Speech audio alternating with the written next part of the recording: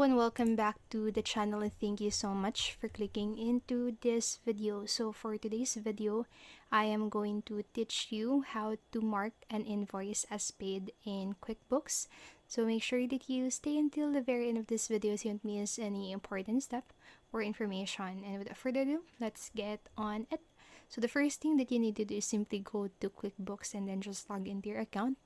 And after logging in, on the section right here from these options, just locate sales, and under the sales right here, under sales section, just go to all sales. So on this section right here, this is all of your these are all of your invoices.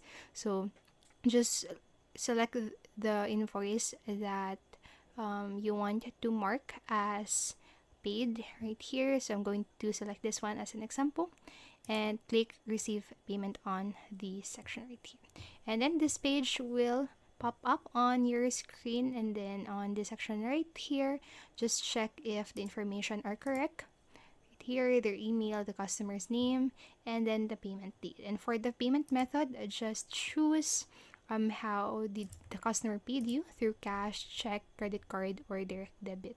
I'm going to select cash, and if they paid you through check rather, just put the reference number right here and select the account that you want to record the transaction in QuickBooks right here, or you want to deposit it.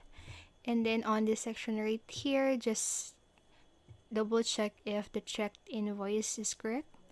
So if they have only paid you a partial payment, you can do so, or you can input that in here on the section right here. And then after you've checked all of the information, make sure they're all correct, you can now save. Click the save and new, or just save right here, save and close right here. Then after a few seconds, it should be recorded as paid. So there it is.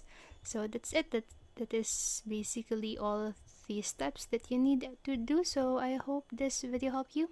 And if it did, please make sure to like, subscribe, and hit the notification bell button so you don't miss a video.